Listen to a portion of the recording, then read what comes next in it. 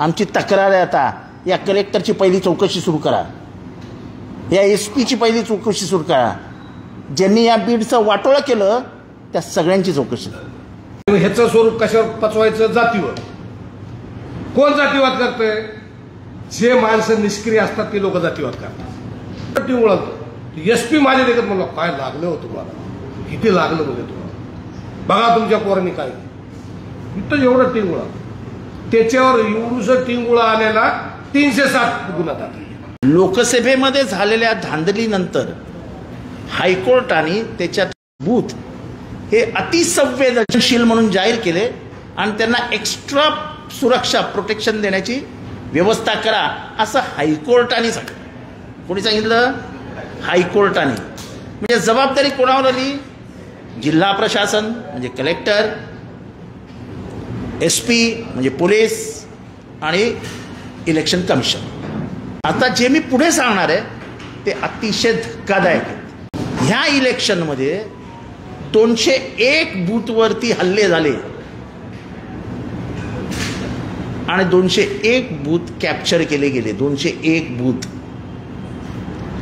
ज्या 122 बूथची नावं देण्यात आली होती की याच्यावरती एक्स्ट्रा प्रोटेक्शन द्या, CCTV कॅमेरा द्या, CRPFचे वेगळे जवान द्या, काहीही केलं नाही आणि 122च्या 22 बूथ हे कॅप्चर करण्यात आले. निवडणूक आयोगाच्या समोर त्याच्या थोबाडीत मांडल्यासारखं ही प्रक्रिया वापरली गेली. माझा स्पष्ट आरोप आहे की जिल्हा प्रशासन म्हणजे कलेक्टर, SP आणि इलेक्शन कमिशन हे नोकरासारखे वागत होते, नोकरासारखे. आता ही निवडणूक प्रक्रिया इलेक्शन बूथ कॅप्चर करणं हे कसं करत होते हे स्वतः उमेदवार आपल्याला सांगतात. निवडणूक प्रक्रियेमध्ये बूथमध्ये ज्यावेळेस मतदार येतो त्यावेळेस तो येणार, आधार कार्ड दाखवणार, त्याला लगेच ते अधिकारी त्याला शाई लावणार, तर शाई लावायची आणि त्याला बाहेर जायचं. त्याला मत करण्याचा अधिकार नाही. त्याच्या पाठीमागे सगळे भूमिका ठरलेली नाही. मत करा कुणालाही. तुम्ही जर बघितले असतील बरेच व्हिडिओ, मग त्याला पुढं CCTV कॅमेऱ्याला कुठं कनेक्शनच नसतंय. ते माणसाला काय झालंय की सगळ्या गोष्टीचे फॉर्म्युले वापरून एकच माणूस मत करतो.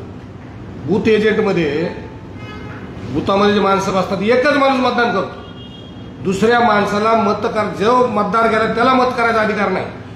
माणूस जायचं, आधार कार्ड दाखवायचं, बोटाला शाई लावायची आणि बाहेर जायचं. ही तिथं मतदान करण्याची पद्धत झाली. जिथे मतदानाचं मशीन होतं तिथे एक पोरगा उभा राहायचा, हा माणूस शाई लावली की तो माणूस बटन दाबायचा, की प्रक्रिया पूर्ण. तो व्हिडिओ बघितला ना तुम्ही असंख्य व्हिडिओ बघितले त्याच्यातले की त्याचा समजा गोट्या घेते, एकटाच असा खुर्ची टाकून बसलेला माणूस गेला की मत लगेच बटन तो दाबणार. एकच माणूस मतदान करतो. एकच माणूस मतदान असलं तर निवडणुकीत लोकशाहीमध्ये मतच होणार नाही ना.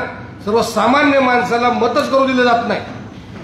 मग त्यांची सगळी दहशत आहे, त्यांचं धमकी आहे, त्यांचे खोटे गुन्हे आहेत, त्यांच्या सगळे प्रचंड पावर त्या ठिकाणी वापरल्यामुळे. आणि कुठंही कायदा नाही तिथं. साहेब पोलिसच प्रक्रियेत येत नाही तिथं. SP कुठं फिरतो तर आमच्या पाठीमागे फिरतो. मी फिरायला लागलो ज्या भागात मला चांगले मतं होईल त्या भागामध्ये SP माझ्या मागे फिरायला साहेब. आणि दोन जागेमध्ये 2 गावामध्ये त्यांनीच पेटे फोडल्या. पेटी उचलली त्या पोलिंग ऑफिसर आपल्याला मतं पडणार म्हणले, त्याला म्हणले फोड ना तिथं काहीतरी करणं म्हणले, यांच्यावर गुन्हा नोंद करायचा. ते पोलिंग ऑफिसर उठला ऑफिसर, त्यानं पेटी फोडली आणि डोकं भीतीवर हाणून घेतलं. आणि माझ्याच मुलावर, माझ्याच पुतण्यावर आणि आमच्याच मुलावर 40 लोकांवर केस केली. 307 लावलं. 16 दिवस माझे पोरं जेलमध्ये होते. पुन्हा एवढे गौसले आणि पुन्हा एवढे एक मोठा आकडा टाकतात पुढला, इतर 40. आता कोण 40 आहेत मग दिसल त्याला म्हणजे तुझंच नाव. सगळे भयभीत माणसं करून टाकतात. मग त्याच्यामध्ये मग काही माणसं जातात वा पाया पडून वा माझं नका नाव घेऊ, ह्याचं नका नाव घेऊ. मग त्याच्यात जी कॅप्चर होते ते होते. हे भयभीतचे वातावरण ठेवलं त्यांनी. ही सगळ्यात मोठी गोष्ट आहे. कायदा ही व्यवस्थाच नाही सर. SP म्हणलं ते पेट्या फोडायला म्हणलं माझ्या ज्या भागात चांगले मतं होईल, ज्या भागात लोकशाही पद्धतीने मतदान होतंय आणि तुम्ही माझ्या मागे फिरून मला तिकीट दहशत करता का? कधी म्हणले नाही आता तुम्ही काही बोलू नका, आपण 6 वाजता बसू म्हणले. तुमच्या पोराला तात्पुरतं ताब्यात घेतलं, मी त्याला 6 वाजता सोडतो. आणि 6 वाजता मला पोलीस स्टेशनला बोलवलं अविनाश SP ने आणि सांगितलं की तुमचे पोर आता मी आत घेतलेले त्यांच्यावर मी 307 करून टाकले म्हणजे आता मी त्यांच्यावर FIR फाडण्याला आहे. सॉरी, समजून घ्या काय आहे. मग समजून घ्या म्हणजे नाही, थोडं साहेब समजून घ्या, मलाच 3दा विनंती, समजून घ्या. समजून घ्या म्हणजे काय घ्या? मला तर पोरगा तुम्ही मध्ये घालायला ज्याचा काही संबंध नाही, जी पोरं त्या प्रक्रियेत नाही, त्या कुठल्याही गुन्ह्यात नाही, त्यांना समजून घ्या. ही काय नाव? आम्हाला जरा प्रेशर आहे, समजून घ्या एवढंच म्हणलं. आणि तर सर सॉरी, आता मी FIR फाडलाय म्हणले, आता तुमच्या मुलाला मी अटक केलेले, तुम्ही जाऊ शकता. आणि मग तितक्यात ती पोलिंग ऑफिसर आला इथं. फक्त इथं येई ना भाऊ, त्यानं त्याचं डोकं भीतीवर आदळ होतं. इथं थोडं टिंगुळ होतं, किंचित होय, मग किंचित असं टिंगुळ त्यानं इथं थोडं ते स्वतः लावून मारून घ्यायचं म्हणजे हळूच घेणार ना, ते एवढं टिंगुळ होतं. SP माझ्या देखत म्हणलं काय लागलं होतं तुम्हाला, किती लागलं म्हणजे तुम्हाला, बघा तुमच्या पोरांनी काय. इथं एवढं टिंगुळ, त्याच्यावर एवढंसं टिंगुळ आलेला 307 गुन्हा दाखल. 307 आता तुम्ही बघा. पोलीस स्टेशनला आम्ही मग ती केलं. पोलीस स्टेशन लगेच आम्ही 4-5 दिवसातच पुन्हा काही बदलाबदल करून निघून आम्ही लगेच सर्टिफिकेट मागितलं. सिंपल म्हणजे इंजुरी सुद्धा म्हणलं नाही, व सिंपल त्यानं तीही दिलं. मग आता आम्ही हायकोर्टमध्ये गेलो FIR म्हणजे 307 क्रॅश करण्यासाठी. म्हणजे कायदा ही गोष्टच राहिली नाही साहेब, तिथं कायद्याचं राज्यच राहिलं नाही. ही टोळ्या झाल्या साहेब, टोळी. आणि याचे प्रचंड मोठे पैसे झालेत, वेगळ्या कारणातून वेगवेगळे पैसे येतात. त्याला त्याचे कुणाचं काही तिथं हिच राहिलं नाही. आणि ह्याचं स्वरूप कशावर पचवायचं? जातीवर. कोण जातीवाद करतंय? जे माणसं निष्क्रिय असतात ते लोक जातीवाद करतात. सगळ्या जातीला त्रास आहे ना, असं कोणत्या जातीला त्रास नाही. जर जातीवादच असता मुंडे साहेबांना निवडून येता नसता का लोकसभेला 2009ला? मराठा समाज 35-40% मतं द्यायचं आहे मुंडे साहेबांना. 2014ला आम्ही प्रचार केला मुंडे साहेबांचा, चला एवढा मोठा माणूस जिल्ह्यातला पाडू नये, चांगलं नसतं, जिल्ह्याची पोझिशन आहे बाबा. आम्ही जातीवादी असतो, आम्ही प्रचार केला नसता ना. 2014ला ही कुठं होते? धनंजय मुंडे, ही सगळी टीम गोपीनाथ मुंडे साहेबांच्या विरोधात होते ना. कुणी मुंडे साहेबांना उद्ध्वस्त करायचा प्रयत्न केला?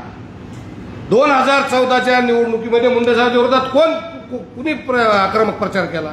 धनंजय मुंडेंनीच केला. मग तेव्हा जातीवाद कुठे गेला? तेव्हा जातीवाद नव्हता का? मग त्या काळात तर मराठा समाजाने मतदान दिलं ना.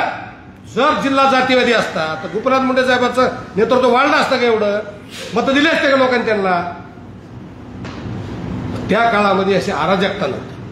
अराजकता 2019 पासून ज्या दिवसापासून या जिल्ह्यामध्ये 2020ला शेतकऱ्याला 13,500 रुपये हेक्टर प्रमाणे विमा मंजूर झाला आणि तो विमा वाटपच झाला नाही, त्या दिवसापासून ह्यांना शेकडो कोटी रुपयेची माया त्या ठिकाणी ती जमा झाल्या सगळ्या या प्रक्रियेमध्ये.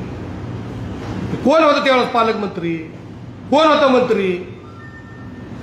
कुणी विमा वाटप केला नाही, याचं कोण जिम्मेदार आहे? बीड जिल्ह्यामध्ये बजाज अलायन्स कंपनी कुणी आणली? पहिल्यांदा कुणी आणली? हे सगळे या ठिकाणी हा गुन्हेगारीचा प्रताप तिथं सुरू आहे. गुन्हेगारी कुठले जातीवाद नाही ना, कुठल्या एका जातीची नाही ना, काही नाही. गुन्हेगाराला जात नसतं. आणि मग या ठिकाणी समजा आव्हाड साहेब आहेत, आम्ही किती वर्षांना काम करतो एकत्र. केव्हा जात लक्षात इथं किती जण बसलो आपण? केव्हा कुणी जात विचारी का कुणाची? कोण जात विचारतोय? ही जातीवाद हा गुन्हेगाराला जात नसते. जातीवादाचा प्रकार नाही हा प्रकार. एक वेगळ्या पद्धतीनं कायद्याचं राज्य त्या ठिकाणी प्रस्थापित न होऊ देणं, कायद्याचं राज्य नसल्यामुळं ह्या गोष्टी घडत आहेत. अत्यंत कळकळीने राजाभाऊ देशमुख यांनी परिस्थिती आपल्या नजरेसमोर आणली. आता याच्यातनं प्रश्न काय उभा राहतो? कलेक्टर काय करत होता? आमची तक्रार आहे, आता या कलेक्टरची पहिली चौकशी सुरू करा, या SP ची पहिली चौकशी सुरू करा. ज्यांनी या बीडचं वाटोळं केलं त्या सगळ्यांची चौकशी. निवडणुकीमध्ये म्हणजे लोकशाहीत जर्मनीमध्ये EVM म्हणजे ते मशीनवरती ऑब्जेक्शन घेतलं तेव्हा जर्मनीच्या कोर्टाने सांगितलं काय खरं काय खोटं ह्याच्यात न जाता जर सर्वसामान्य माणसांना मतदान प्रक्रियेवरती संशय आला असेल तर ही प्रक्रिया रद्द करा. त्याचं कारण मतदानावर जर लोकांचा विश्वास नाही याचा अर्थ त्याच्यातनं येणाऱ्या निर्णयावरतीही लोकांचा विश्वास राहणार नाही आणि ह्याच्यात लोकशाही पराभूत होते. लोकशाहीमध्ये लोकांचा विश्वास बसला पाहिजे. इथे 100% बूथ लुटले जातात म्हणजे हे तर बिहारमध्ये पण होत नसेल. आणि हे बरोबर बोलले की 2014च्या आधी इतका माजोरडेपणा बीडमध्ये नव्हता.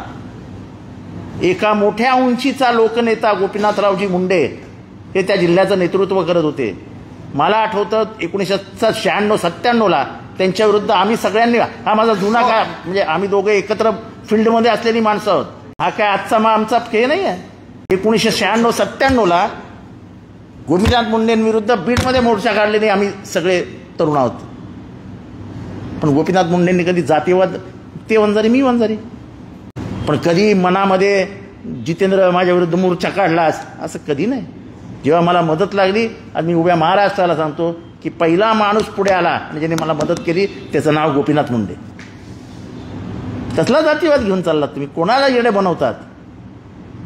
जे मारले, खून पडले, कोण आहेत जातीने तपासा, लाईनीत तपासा. मारणारे कोण आहेत तपासा, लाईनीत तपासा. ही सगळी वाल्मिक कराडच्या गँगनी यांनी ज्या गोट्या गीतेचं नाव घेत सांगितले आहेत की त्याच्यावरती तुम्ही वॉच ठेवा. बटन दाबतानाचा फोटो दिलेला आहे आम्ही. सगळं वोटिंग प्रक्रिया जी त्यांनी केली ती त्यांनी कॅप्चर केली ते दिलंय. टिंगलटवाळ येऊ आपल्या इलेक्शनची. म्हणून आम्ही आज मागणी करतो आहोत, इलेक्शन कमिशनने याची गांभीर्याने नोंद घ्यावी.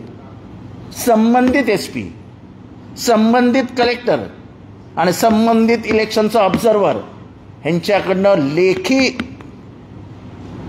नोंदवून घ्यावा त्यांचा जे काय त्यांचं म्हणणं आहे आणि ते जनतेत जाहीर करावं. Let us go in the public field. Open मैदानात जाऊया आता पब्लिकच्या. आम्हाला नका सांगू, आम्हाला नाही ऐकायचं, जनतेला सांगा. जर लोकशाहीमध्ये जिवंत ठेवण्यासाठी सर्वात मोठी प्रक्रिया मतदान असेल आणि त्या मतदानाचीच तुम्ही हत्या करणार असाल तर ही लोकशाही जिवंत राहू शकत नाही. असं आहे की बीडचा तुम्ही एकंदर सामाजिक इतिहास बघितला तर बीड हा अतिशय समविचारी आणि पुरोगामी जिल्हा म्हणून ओळखला जायचा. पण 2014 नंतर परिस्थिती बदलत गेली आणि 2019ला त्याचं वाटोळ झालं. आम्हाला हे महाराष्ट्रासमोर ह्याच्यासाठी आणायचं आहे की एखाद्या माणसाकडे पैसा आला गैरमार्गाने आणि तो पॉलिटिक्समध्ये वापरायला लागला की त्याचं काय होतं याचं जिवंत उदाहरण आहे परळी आहे.